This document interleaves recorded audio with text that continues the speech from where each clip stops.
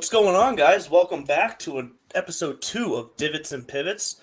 I'm your host, Andrew LeDuc, aka Real Mr. Mallard, and I am joined with me today by Brad Shanler from the Pesky Report. And we're gonna bring you something a little different today. We're gonna still talk a little bit of golf, but I wanted to bring you a bit more of a real life episode today. So I hope you stick around. Hope you hang with us and just enjoy it. So Brad, how you doing today? I'm doing absolutely fantastic today, actually. You caught me on a really good day. That's always good. We got to bring the positivity every day if we can. So that's I'm glad to hear it. I'm glad you're here with me and hoping to spread that positivity around here today. So what I wanted to really get into today was, excuse me. So obviously we divots and pivots. We always talk about golf here, or at least 2 episodes in now. But I wanted to get away from the DFS content today and more so kind of relate life back to golf. So, as we all know, golf is an incredibly mental sport. And the confidence in your game, the confidence in the way you swing compared to the way other people swings, it makes the difference. And no 2 swings are going to be alike. And to be able to trust yourself and shut out the noise of everybody else's, what they're saying you should swing like, is often the big difference of what's going to help you get to the next level that you want to get to. And I think that relates back to life. So that's going to be kind of the overall topic. We're gonna kind of explore it in some different questions today. But I want to kick us off with the idea that I don't know about you. I know growing up for me, I even into college, hell, I was bullied a lot with just people kind of other men in my life kind of telling me like, oh, at least making me feel like I wasn't enough, and it kind of took a hit of my confidence to where when I thought about what it meant to be a man, I thought it meant to be this kind of, I was confusing confidence and arrogance, and that's not who I am in my core. And to view myself as not arrogant enough is outlandish to say now, but I can look back and say that that's kind of how my mind was operating. So for me, kind of my premise of what it meant to be a man and what it meant to be a confident man kind of came from my own experience of how I was put down for being the man I wanted to be. And I'm curious if you've ever experienced anything kind of along those lines that kind of toss some curveballs to you in your own head about your own confidence of how you wanted to live your life. So I ended up growing up in like foster homes, residentials, and things like that, in state custody. When I was with my mother, my stepfather was a drunk. He was an alcoholic. And I was pretty much the black sheep of the family. Like I listened to heavy metal, death metal, and I grew up like dyeing my hair. I did the whole goth look. I did the fingernail polish, the lipstick. Sure. You wouldn't catch me dead doing that now. But I did it too. I mean, I was called, and I mean this in no disrespect to anybody who's listening to this, but I was called a faggot. I was called things like that. I was put down. My stepfather was huge on putting me down because of the fact that I wore nail polish, lipstick, eyeliners. I dyed my hair, like I said, wore baggy clothes. So going from that into the person that I am today, like I said, you probably wouldn't catch me dead wearing nail polish. I have nothing against it. Obviously, I did it. And the styles that people, I'm the type of person, like, I feel like I'm getting to be like that person where it's like, get off my lawn. I see these kids nowadays and I'm like, what the hell are you doing? Like, what are you wearing? But it's kind of judgmental, but it's not being judgmental on the same. It's like, I just want to know what it's about. Like back in the day when I was sagging my pants, it was the fad. Nowadays, you have kids that'll wear their pants down to their ankles with a belt on. And I'm just like, what's the deal with that? Like, I've actually pulled over and asked somebody, I was like, hey, I have a question and I don't want you to take it the wrong way. I just want to know, like, what is the deal with the way you're wearing your pants? And they like explained it to me. They were like, oh, it's comfortable. I was like, oh, so there's no like actual thing to it. It's just a fad. And they're like, yeah, it's just fad. I was like, okay. Yeah.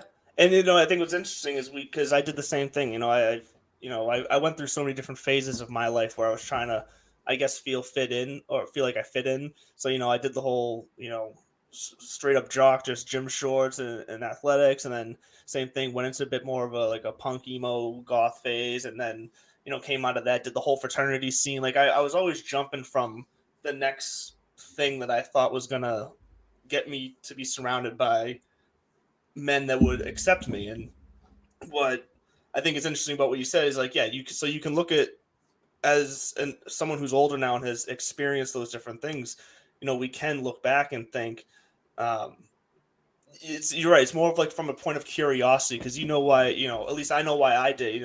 I dressed that way because, like I said, I was looking to fit in and I was looking to express myself in a way that I felt like I could. I wasn't necessarily good with talking, so I used clothes to express myself and Right. and like that. And so how you did it, but to look at other people that way now, it can be from a non-judgmental point, just from a point of curiosity. Like, I wonder what you're going through right now that is, and this isn't just talking about people who dress in all black. I mean, like, why are, just for anybody who's acting a certain way, like why are you choosing to act this way? Is it because you're going through something? Is it just because this is who you are? This is what makes you happy? And all answers are accepted. And it's not judgment, but I think just gaining that little bit of experience is kind of interesting to look around in life like that. So I think it's great that you stop someone on the road and just ask, because that's starting the conversation is the hardest part.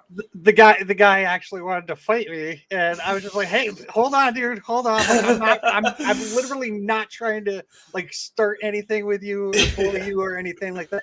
Because I went through that when I was in high school.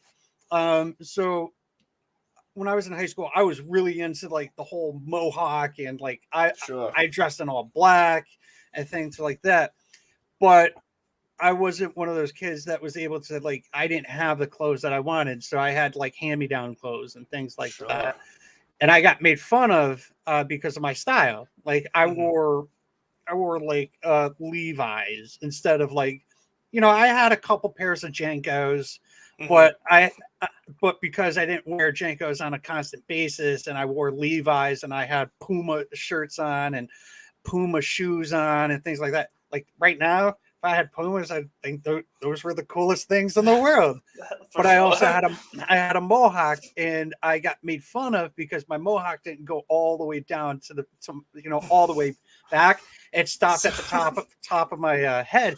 So I got made fun of a lot because of that. That might be one of the silliest things I've ever heard someone getting made fun of for. Back then, I took it to heart. Well, now, of course, yeah. Now I'd be like, I don't know if I can swear on here, but yeah, you can swear. I'd be like, fuck you. Like I'm the type of person like I'm gonna dress the way I want. I mean, the only time you're gonna see me in like dress up clothes is if someone like my friends or family pass away, get married, or I have a job interview. Other than that, you're gonna see me in work clothes and band t-shirts. And when baseball season's going on, I have like 100 baseball jerseys. Other than that, band t-shirts. Like even now, I'm wearing a band t-shirt. So sure. No, it is just funny that like because you can look back and say now like what you would do, but you're totally right. It might be a silly thing, and I didn't mean that to be disrespectful, like to be like a silly thing for someone to make fun of you for. But it's totally. It 100% is like back then. Yeah, it was a serious thing. Like when people made fun of you for what you wore, and it's just having confidence, like that's what you wanted to talk about. And now it's like, I can't grow hair, so I just shave my head. I just grow the facial hair. So if anybody wants to make fun of my facial hair, they can, just piss off. But I can't. I see somebody with different hair, I'll question it. I'll be like, oh, what is that? Like, I don't know if you've seen the Island Boys. No. I just saw something on them just recently on Twitter, like within the hour, and they're ridiculous. Yeah, I don't know what's going on with that. But I think what they're doing is absolutely hilarious, and I think it's fantastic that they have the confidence to be able to do something like that. Exactly. But on the other hand, I think they have too much confidence and they're trying to fight people. Like they went on one of the Paul's podcasts and they were going to get into a fight. And I'm like, come on, bro. Like you can't fight these guys. Yeah. It's good to have confidence, but it still needs to be controlled confidence. Right. You don't want to be, like you said, arrogant. Yeah, and then and that's the thing. We take those things when we're younger to heart, and if we don't kind of process those, they do just kind of snowball into, you think when you grow up you're just gonna like forget about that stuff, move on and be an adult, and it's all gonna be, you know, all gonna be shiny roses, and your life's gonna fall into place. And unfortunately, what I'm finding out over the last year or so is you kind of bring it all with you.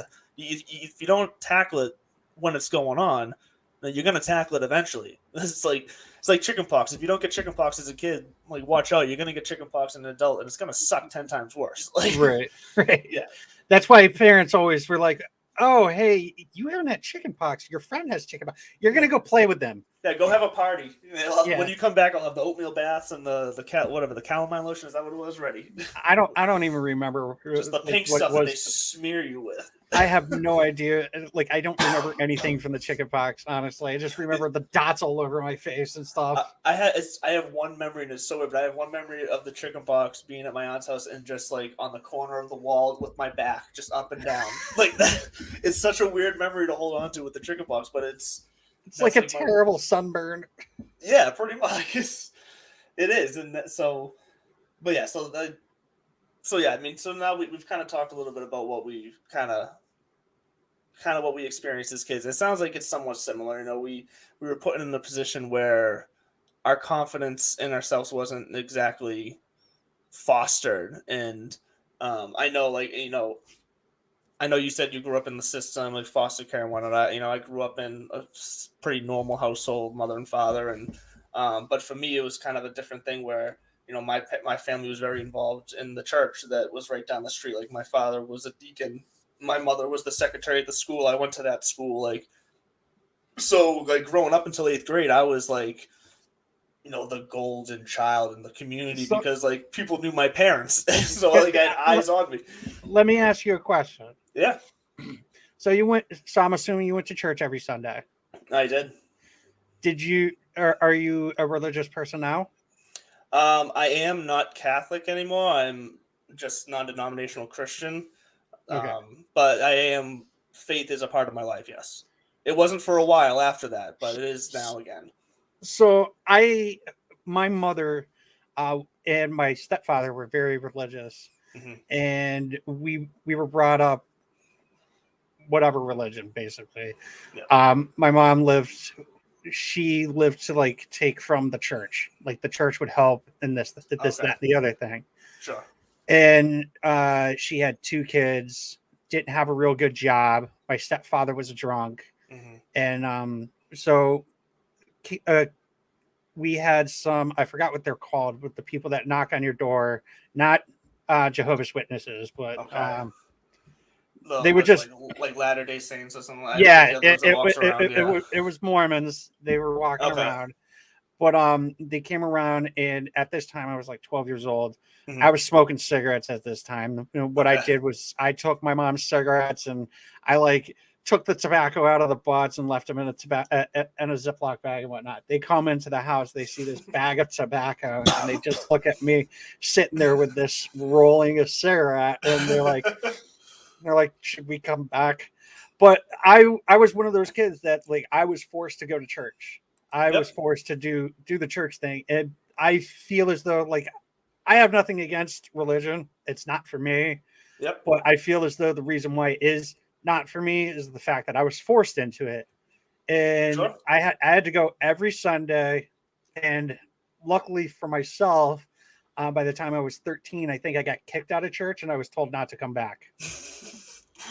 That's when I was 13, I probably would have loved that because I was the same way. It was like it felt like that I had no choice but to go, and there was a time when I was younger where I like really bought in, but then once again, that was something that I would get made fun of, like for trying to be like as others would say, like the goody two shoe kid. In reality, I was just doing what felt right at the time, as a 12, Never 13 the year goody old, goody. but like, excuse me. So yeah, but I mean, I was the same way. But then once I kind of hit 18 and went off to college, I was I was done with church. I didn't go back to church until I met my wife in What year did we meet? It was 2024. 2024. 2000 The 2012. Terminator. I was going to say we were 24 when we met. We met in 2012.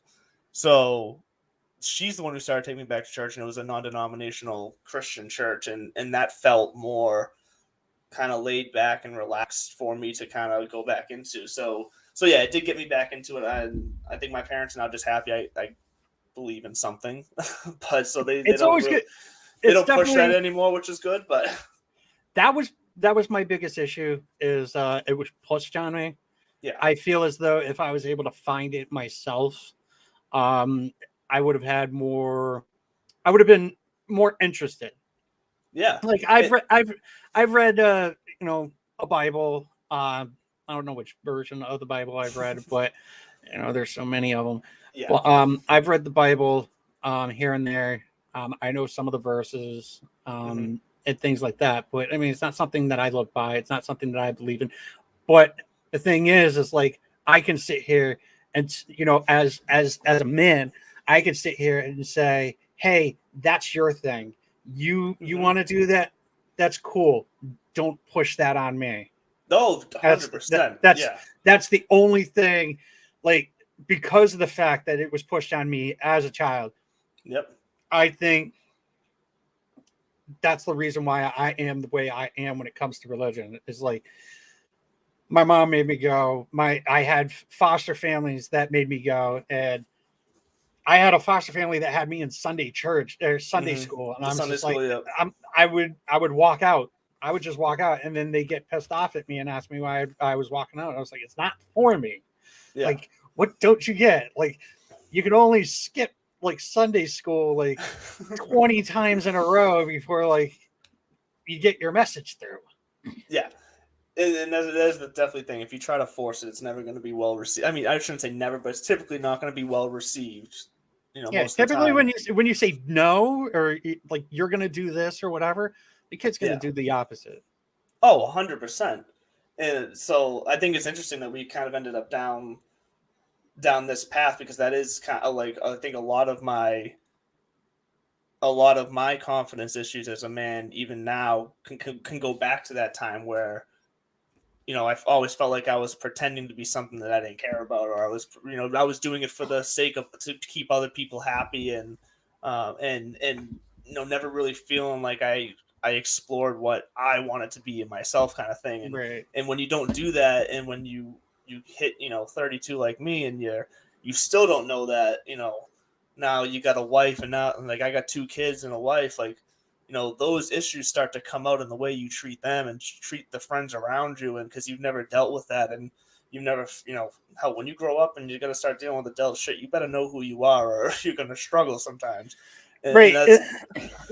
that's That's a big thing with me. Is like if I was to talk to myself back when I was 13, even 16 years old, I would probably try fighting myself. Like if my yeah, 16-year-old would be like, dude, what the fuck's wrong with you? Like I said, I was always into like the different types of music. I liked metal from a young age. I was hmm probably like 9 or 10 years old when I got into metal, and I took on that whole like uh, that entire look. Like I sure, used to have the piercings, I have the tattoos, I hmm have the t-shirts and things like that.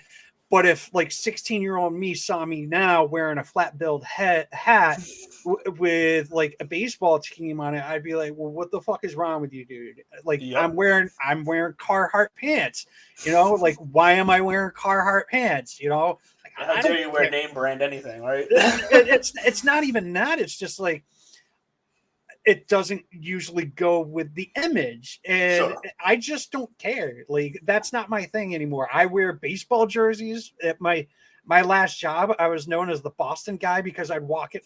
I started my job in my first 2 weeks there. I had a different Red Sox shirt on every day. Yep. So I mean, I think so. This is about confidence, and it's like there's a certain time, a certain age where you just got to be like, fuck it. I'm going to Yeah. do me. And if you don't do you, you're never going to be happy, you know? Yeah. It's And it's like, not going to be any but in the fault of anybody else around you. That's going to be like, you got to figure out the work you need to do on yourself to be happy. Because right. that's the way you're going to be the best for anybody else in your life. Exactly. And I'll just give like a tiny example here. Yeah. Like we talked about it just right before we started recording this. In the past year, I've lost, my girlfriend. I ended up losing my job. I ended up getting COVID. I've had like such a shitty year, but it's like you can't just sit there and be down on yourself. And Mm-hmm. if you're down on yourself for too long and you don't have that confidence to build yourself, like get yourself up to get, basically dust yourself off and just like start doing what you have to do, you're just going to be down in the dumps. And nobody wants to be around somebody who's going to be, I know people that deal with depression. I deal with depression myself, but Yep, I I do do too. have I have the confidence. And every now and then you literally just got to say, fuck it. It doesn't matter what anybody else says. It's what you do. I was Yep. I was laid off about 2 weeks ago, and that was probably the hard. Besides a relationship standpoint, that was probably the hardest thing that's ever happened to me in my 38 years of living. And in 2 weeks, I got a new job. I dust myself off. I went like I hit the floor running. I put boots to asses, as The Rock would say, and I went out, put my resume out all over the place, and I got offered a position at a job that I'm excited to start at, and I start my job on Monday. So And there you go. that's where confidence hits. Yeah, and confidence doesn't mean that you have to be right all the time, or it doesn't mean that you're going to make the right decision or the right move every time. But confidence also means that you're willing to graciously admit when you do make a wrong decision. Like it can go both ways. Like Absolutely. confidence isn't just positivity. Confidence is how you handle negativity too. And I think Right. that's where I know for me in the past. So like with me, you mentioned it. I also deal with depression. I deal with anxiety. It's a more recent journey that I'm going through, but it's something that I'm realizing I can find examples of throughout my entire life. But I'm going through the journey of exploring all that now. Right. And which has been an awesome transition for me, and I highly recommend, just on a slight side note here, highly recommend to anybody out there, man, woman, but I mean to not leave anybody out, but in this specific episode I'm talking to you men out there, because I feel like there's more of a stigma for men to go and seek help and to seek a therapist, seek a psychologist, seek medication, whatever you need. That it's about you. Like, who cares if other people know you're going to therapy? Wear that proudly, because I think it's. I mean, you don't have to run around and like shove it in everybody's face that you're going to therapy. But I'm just saying, if someone were to like ask you about it, or if it comes up to where it's useful for you to bring up in conversation to help somebody else and to maybe convince them to get the help that they need, like, don't be ashamed of that. Like, therapy is one of the best things that has happened in my life to kind of start me on a more confidence path. So, more confidence path. So mental illness, whatever, like, you can control that shit. It might be harder for some people, but you can grab control of that, and you can do what you need to do to live the life you want to be and you want to live. And that's the main thing I wanted to talk about today is we need to be confident to be our truest self. Right. Because for so long I felt like I was um, either living like being someone I wasn't because I was trying to find myself, or that I wanted to be a certain somebody, but I was too scared, thinking I wouldn't be able to live up to that. So then I fall back to, quite frankly, being an asshole. Well, here's my thing is sometimes I've put up walls to Yes. where I don't let people in, and sometimes I'm a person who tends to say what's on his mind no matter what. Okay. So I'm the type of person that like, fuck you. You said something that pissed me off. Screw you. I don't I could care. use a little more of that. I tend to try not to let people walk all over me. Yep. And I've actually I've actually have dealt with this on with our podcast. And we started in March, and we've had, I want to say, a revolving door I want to say about 4 or 5 people have already come and gone. And Okay. it's because we butted heads. And I was just like, I'm in charge here, not you. I don't care what you have to say. And recently it's kind of, I've thought about it, and I'm just like, I can't do this if we're going to have a successful show, Yeah. And I've gotten to the point to where like, okay, I got you don't have to like respond to somebody as soon as they say something because they pissed you off. Take a second, relax, let it blow over for a little bit, get back to it in a day if you have to. Before it was like somebody would say something and I'd be like, nah, fuck you. Yeah, that's someone recently told me like what might be the greatest advice is to, when you feel you're in a moment like that, to stop and say respond or don't react, because I'm guilty of. So like it's funny, like my reaction aren't as like outward and like forward as yours are. Like you're saying, you'd be like, oh fuck you, like this is the way it is, like verbally telling somebody the way it is and taking control. With me, my reactions would be much more like passive and quiet, and I would just then get grumpy about everything, and then every little thing pisses me off. And then but with that, then you change the mood of the house around you, the mood of the room you're in with your friends, and Right. and then that permeates to other people, and you don't even realize you're doing it. I mean, at least I didn't really realize I was even doing it. But for years, I would hold in like if something upset me just to avoid creating a messy situation of an argument. I would just hold that shit in. But then I'd be also at the same time questioning like, why did I just get mad over something silly that my wife or my kids said? Like, and I didn't get mad to yelling at them, but I just would like then get reserved and like sit back, and it all kind of goes back to that. You gotta have.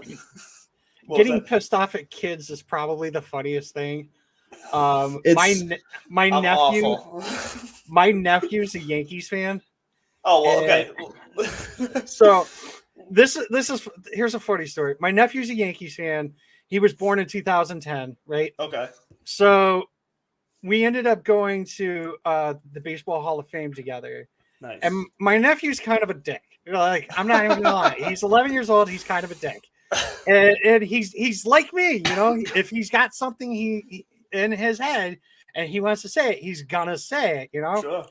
So we go to the Baseball Hall of Fame and he sees all the New York Yankees rings, right? And their little watch and whatever. And he goes, Uncle Brad, why do the Yankees have more world championships than the Red Sox? And I looked at him, and this is exactly what I said.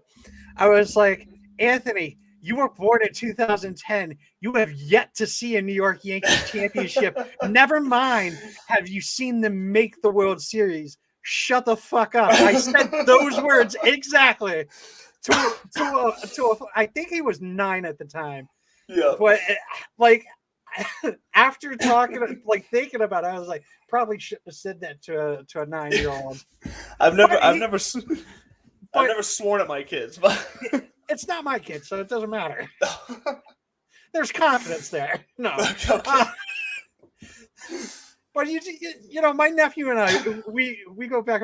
My nephew knows not to talk baseball with me, because he knows that no matter what, I'm gonna shit on him if he has something to say about the Red Sox. But in fairness, my nephew and I, we've gone to baseball games together. I brought him to go see the Yankees. We were supposed to go see the New York Mets. It got rained out. Then we went 2 days later. It got rained out again, and then he was just like, "Nah, I don't want to go." And then I spent $400 on Green Monster tickets just for myself, because my brother ended up getting tickets to go on top of the Green Monster from one of his sponsors. He's a painter. Okay.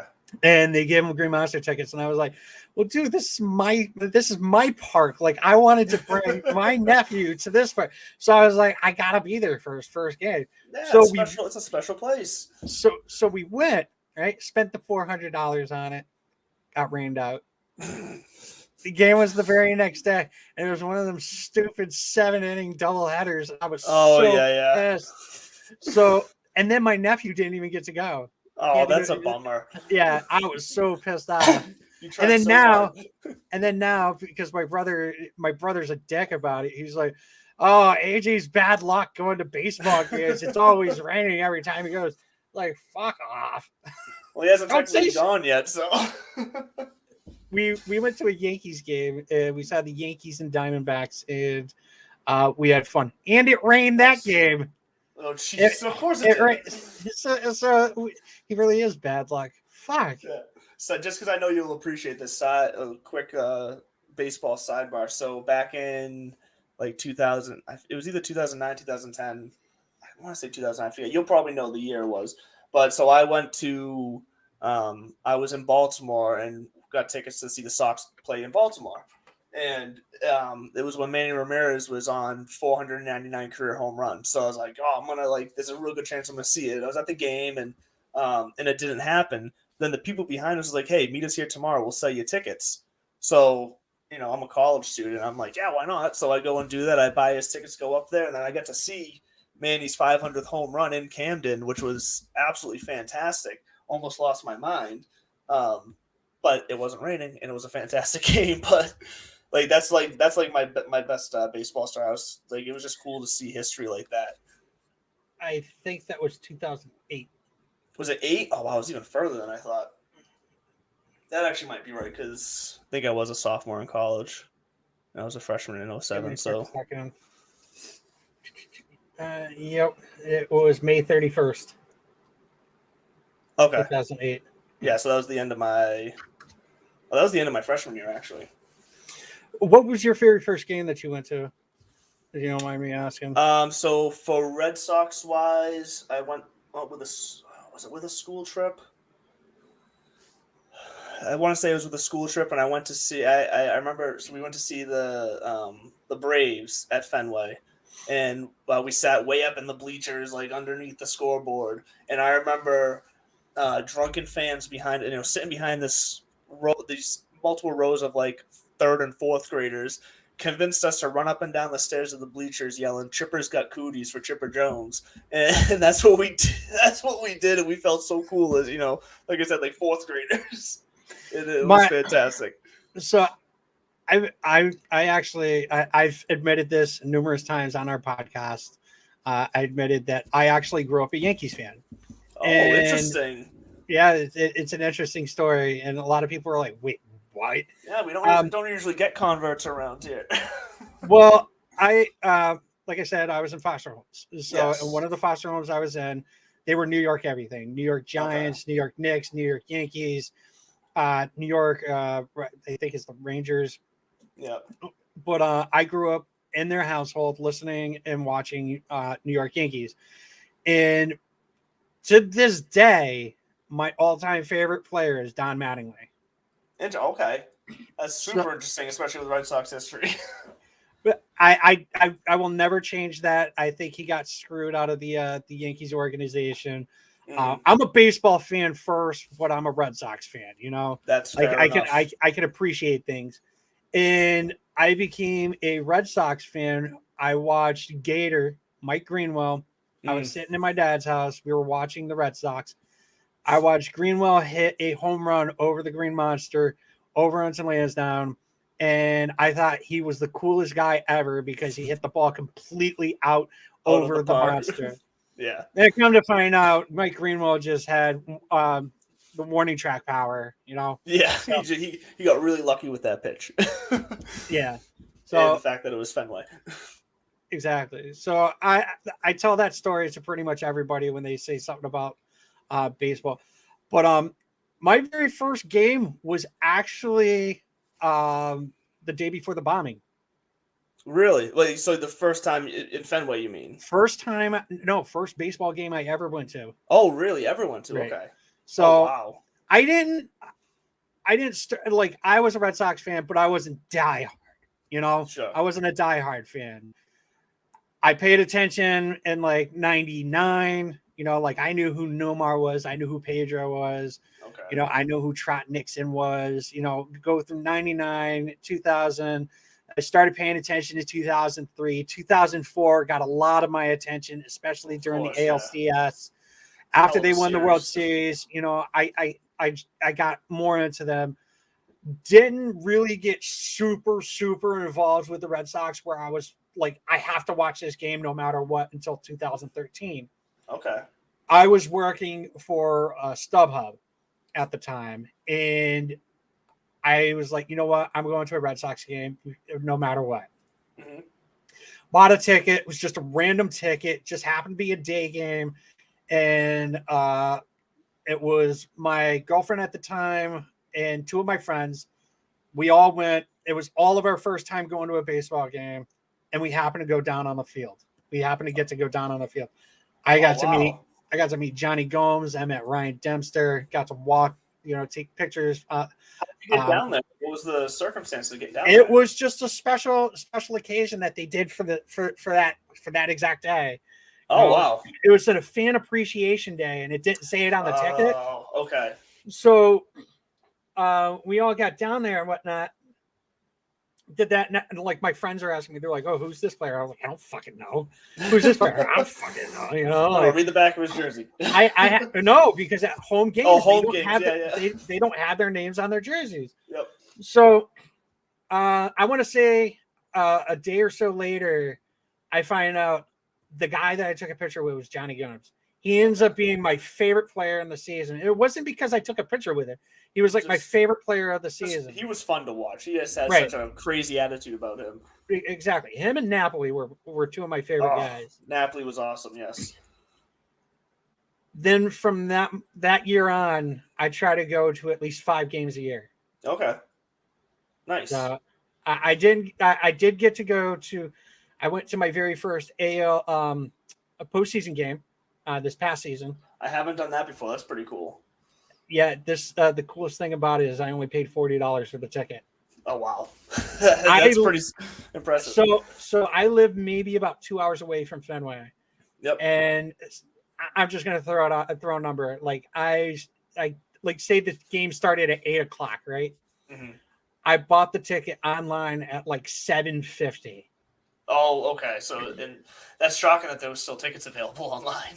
Oh, there was tons of tickets available. That's insane.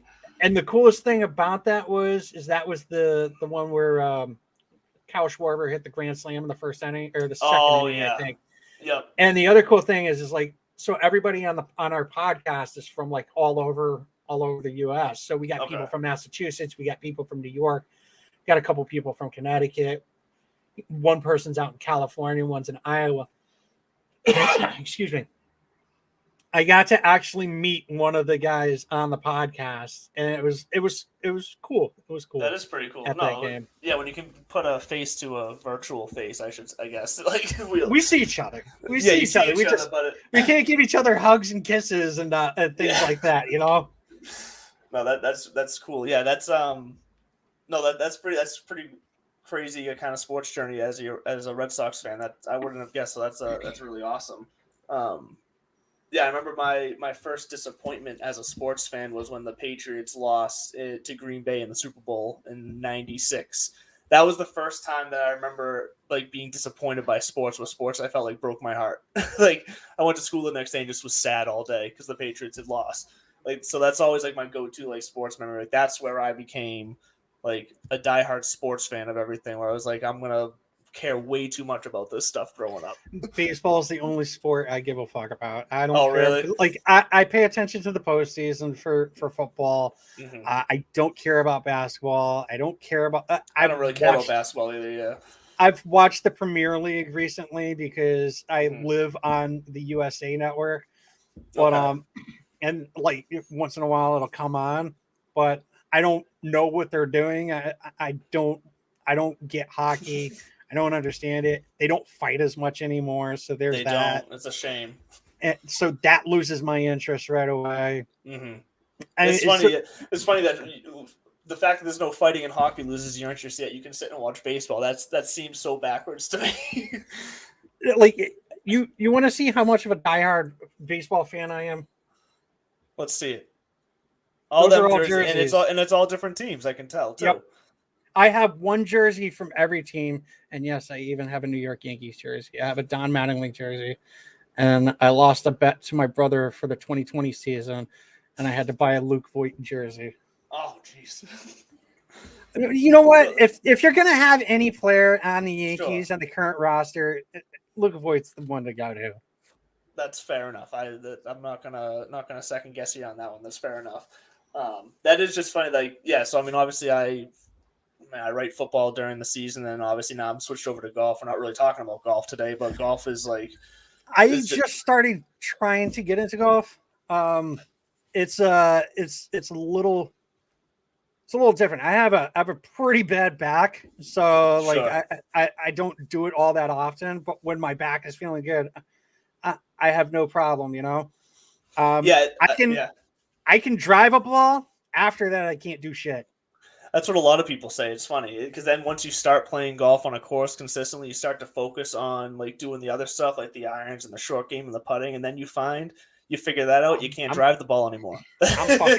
I'm terrible when it comes to putting. My brother, during the season, he'll go out and golf 2 times a day on the weekends, and if he has a day off on the weekday, he'll go out maybe once or twice.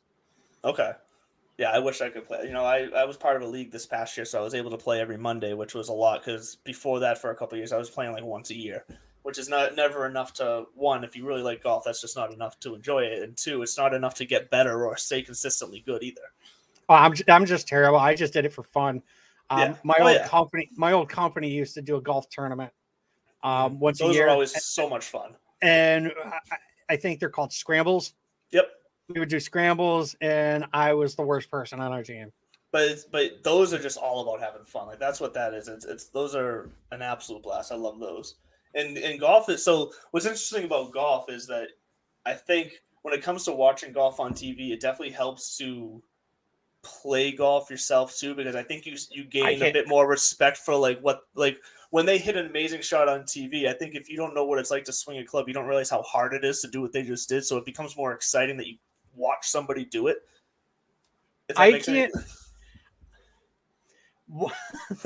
Watching golf to me is like watching paint dry. If that makes any sense. Like no offense. Like playing it's fun, but watching it, like that's weird to say because I'm a baseball fan.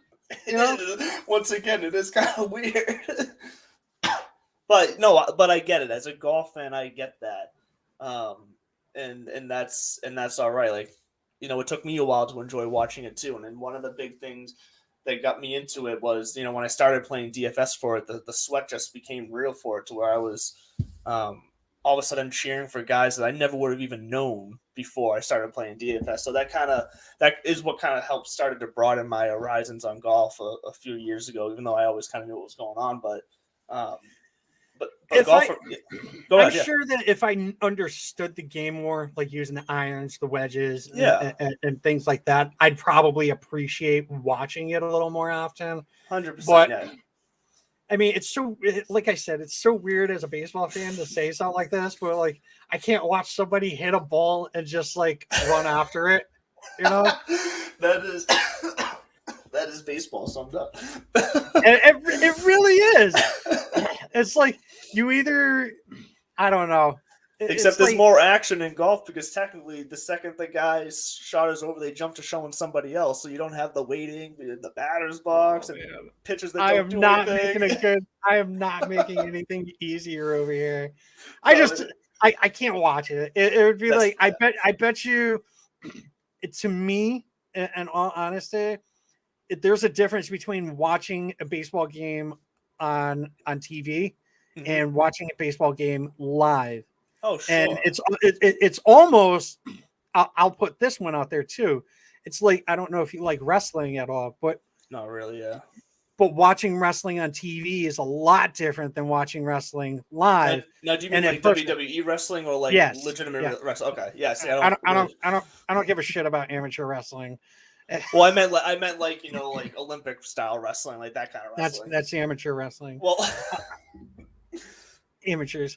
My in-law's family is big wrestling family, so I've gone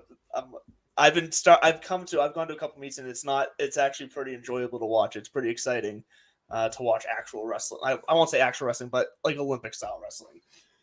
Right. So I like to have the commentary. Like when it comes to baseball. So once in a while, I'll go to a game, but I'm listening to the game on my headphones. Okay. And people try to talk to me and I'm just like, fuck off. Like I'm actually trying to like hear what happened. Like you're out in the bleachers, you can't see that it was a strike. Oh, yeah. You can ooh and ah all you want, like it was a strike or a ball, but like, and all it takes is one person in the bleachers to start oohing it on, and then everybody else starts doing this. And then you're like, okay, yeah, I'm gonna do it too because they must be right? Like, exactly. And with wrestling, the same thing. Commentary, like I watch wrestling, I won't go to a live event, and I don't like the live events because you don't hear that, you know. Sure. So at home, I can sit here on my TV, watch everything that's going on. I get the commentary. I could see that with wrestling, that the commentators are also part of the show, part of the storyline. So if you're missing that, I could see where it would feel like you're missing a piece of the puzzle of what's going on. I feel we just got completely off track here.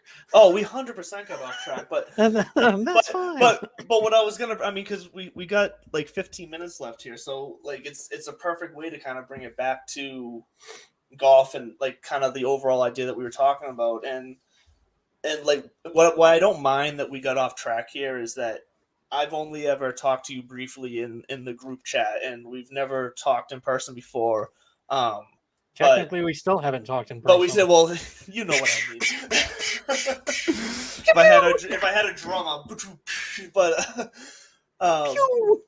but like this conversation right here, though, like even just opening up to talking to you, and then let alone however many people choose to listen or watch this stream, is just for me to have, and yourself, like to just come out and start, like you shared some stuff about your life that is vulnerable, and I didn't share details or anything, but I shared about like my own mental journey, and like I never would have done that before. Like that's the type of stuff that my idea of a man growing up would have stopped me from doing, because that would have I would have had this fear in me that any guy watching this would see that as weak, and and then in turn would not talk to me, would not want to be my friend. And that's such a wrong way of looking at it. To me now as an adult, I can now say that it's to share that and put that out there is actually a sign of strength. It's a sign of confidence in the right way, that I am so comfortable in my own skin that I can put this out there, and I'm not going to care if you want to talk to me, or if you don't want to talk to me, that's fine. That means you're not meant to be in my life. And that's all right, because you need to surround yourself with people who are going to better yourself. And I'm saying this kind of half tongue in cheek because I'm still not perfect at this. This is still something that I'm struggling with and working through right now. It's a big part of my life. Yeah, it takes time, and it's still a big part of my life that I'm working through right now, and that's okay, because I'm going to continue to work. So like if anybody out there is listening to this is kind of feeling that same way, you just got to take those steps of putting yourself out there. And I was going to tie it back to golf because like I said, with the whole stuff with swinging, and there's so many different ways to do it. You can get so caught up in trying everybody else's way that you forget to explore what feels most comfortable for you.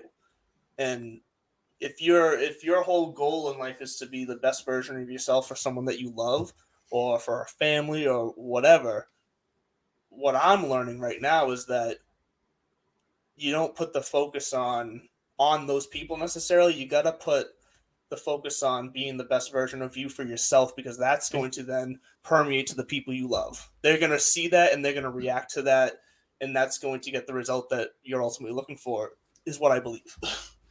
I'm the type of person where I've pushed so many people away from me because the fact that like I don't want to open up, I don't want to talk about things, and like I had for a brief period of time in my life, I had a drug addiction, and I was addicted to Percocets, and I'd wake up every morning, I'd snort some lines of Percocets, I'd go to work completely screwed up. I put myself at risk by driving under the influence, going to work under the influence, working on a pallet jack and that. And I thought I was fine. I thought it was perfectly fine. And I ended up, my dad found out about it. And when my dad found out about it, my dad's the type of person where he doesn't show his emotions and his feelings and things like that, because he grew up, the 60s and 70s. Exactly. Yeah. And he called me up one day and he was like, we need to talk. I was like, okay. He was like, well, why don't you meet me for lunch? And I was like, well, what's it about? And he told me. He was like, I found out, this, that, and the other thing. And I was like, okay, let's talk. And then my Okay. dad and I talked about it. And if it wasn't for my dad and a couple of my friends, I probably would have ended up dead because of the fact that I was just doing this like so much. I had a roommate at the time that was selling me these pills, and I had access to these all the time, every day, at any point in time. Yeah. And I talked to my dad about it, and my dad, he was like, if you need somebody to talk to, if you need me to find somebody to like get you put into a wellness program or something like that, let me know and I will. And like, I cried over it. My dad showing me that he cared about me and whatnot. And I mean, I still kind of, push people away and things, but my dad and I have a good relationship. I'm a hugger, so like, Okay. I'm a hugger. I'll give you a handshake and whatnot, but if I know you, I'll give you a hug. Yep. I think I've given my dad maybe 2 hugs in 30 years. Okay. And not 30 years. I want to say since I was 16, I probably have given my dad 2 hugs. Because when I was younger, that's different. You're a kid. Sure. Yeah. But as an adult, as an adolescent, it's a little weird in that sense. My dad's not a hugger. My dad's a all right, handshake. Yep.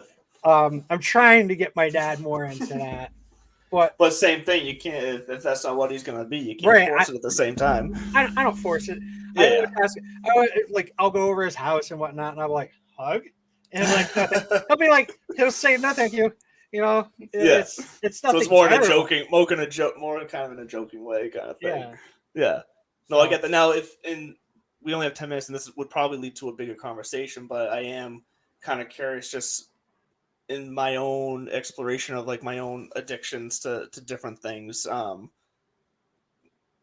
Do you think you did it because of gave you a sense of like control over your life? Because I'm realizing a lot of the things that I was, the Percocets. Yeah, but it gave you almost like a sense of like inner control over your emotions, over like your feelings. Like because I know for me, a lot of my addictive behaviors seem to be resulting in times that I feel out of touch with myself and out of control internally, not from anybody else, but internally, and those end up being vices and escapes for me to feel like even just moments of control.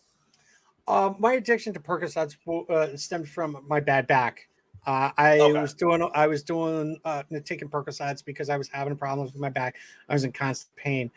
And then after a while, it just wasn't doing anything. So then I started snorting them. So and then when you snort them, it tends to get you higher quicker. Yep. And if kids are watching this, don't listen to that. Yeah, maybe we should have put the explicit one on this one. Sorry. Whoops. But no. So when you do things like that, I was doing it for that simple fact. And as time progressed, while I was doing that, my fiance ended up leaving me. So I went down a deep hole where I was super depressed, and I was just like, this is gonna make me feel better.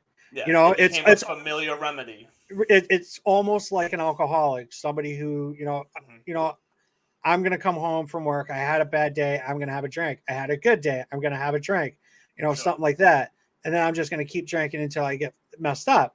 Well, that was my thing. Is like I was in such a depressive state of mind that I was doing it. I was going to work. I'd wake up. I'd crush some. I gotta stop explaining what to do. We'll just say you took it. I did it, and then I would do my thing. I would go to work. I'd come home, do my thing, and then right before bed, I would do my thing. And it just became a problem. I almost got into a car accident going to a friend's birthday party. I explained to everybody there. I was like, "Oh yeah, I just did this, this, and this," and like instead of going, "Oh, good for you," I got the. Yeah, what an idiot! Like, why would you do that? And in your head, you think it's gonna make you cool, and then you realize when you say it, like you reach a certain level with people, you realize, hey, wait a minute, like these people that I'm trying to impress are actually like like they're not as crazy as I think they are. They don't want to see bad things happen or wild things happen. All Like right. they just want to have a safe, good time. People actually give a damn. Yeah, and once you realize that, it's it's game changing, and yeah, I definitely want to get back to and I pushed that conversation there, so that's on me to to kind of bring out those That's details. fine. But I think, but even if it's not like your situation or my, like, we make sometimes decisions to feel, like I said, for me to feel in control of like my inner sanity in my mind, and it feels good to have that control for the temporary, but then what it's taken me now, I guess, 7 years to realize is that the effect that can have on the people around you, Right. like those tiny little moments of you gaining control are also tiny little moments that you are taking away from the people that you love, or in one way or another, whether it's just attentive time to them, whether it's you're just not being nice. Like it shows itself in many different ways, but it all, you can't have this without it can't have A without also having B be a factor. Right. And to balance that to where, what I'm now trying to figure out, which I think is key for a lot of men, is to once again go back to finding the confidence to be the true self. Like, so for me, my true self that I've always struggled feeling comfortable with in having friendships with other men, because I feel like it's just not going to be accepted. But I like to be just freaking goofy and silly, Yep. and sometimes weird, and maybe sometimes childish for my age, like not in like an inappropriate way, but just in like hell, I think some silly stuff is funny, and I and I'm s- I'm s- I'm sorry. I still laugh when I hear the ketchup bottle. okay, so yeah, like I'm like 38 years old. If I go to a restaurant and I hear a through a oh ketchup yeah. bottle, I'm like, And what it was like, so I like to be, I like to make silly noises and voices, and have fun, and not care.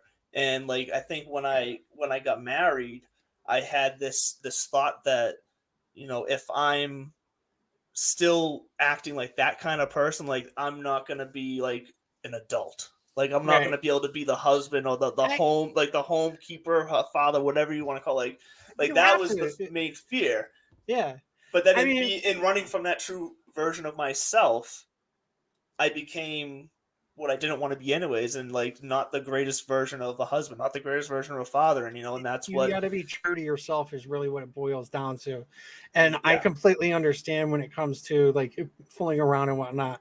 My previous relationship, I go out into public, they had this thing on TikTok. It was like, oh yeah, so I know what you're talking about. we Yeah. go when we went out to public, say to like a Walmart or something, I would just be like, "Can I get a fucking oh yeah?" And she'd be like, "Brad, stop." And I'm like, "Oh yeah, Someone would always do it back. yeah." And we started doing it. We started doing it at work too. It was so funny. We had a few people doing it. So Yeah. I get the goofy thing.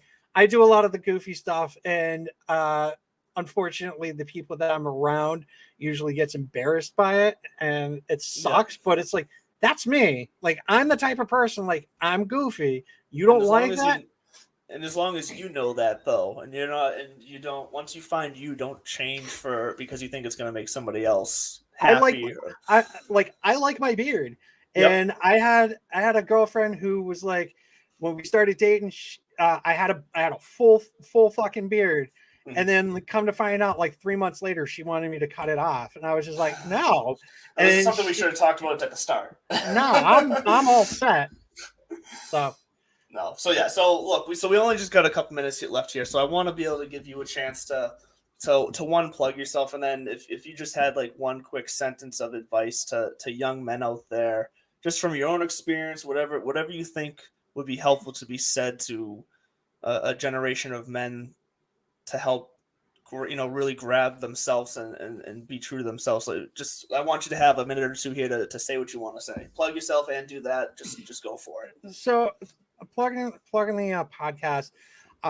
We're Boston Red Sox podcast. We typically during the season we will record an episode after each series. Right now, because there's a lockout, we're recording once a week. Typically, it's on a Monday. this week. It's going to be on Wednesday because tonight we've got the Hall of Fame vote coming out, and hopefully David Ortiz is a for sure first ballot Hall of Famer. Which if he isn't, I'm going to kick Dan Shaughnessy right in the ball sack or where his ball should be. You can follow us on all social media at Pesky Report. And also you can follow me. I'm on Twitter. It's BRS Baseball 83. I do go on there. I'm a little more baseball oriented in there. I don't typically talk about just Red Sox on my own Twitter account.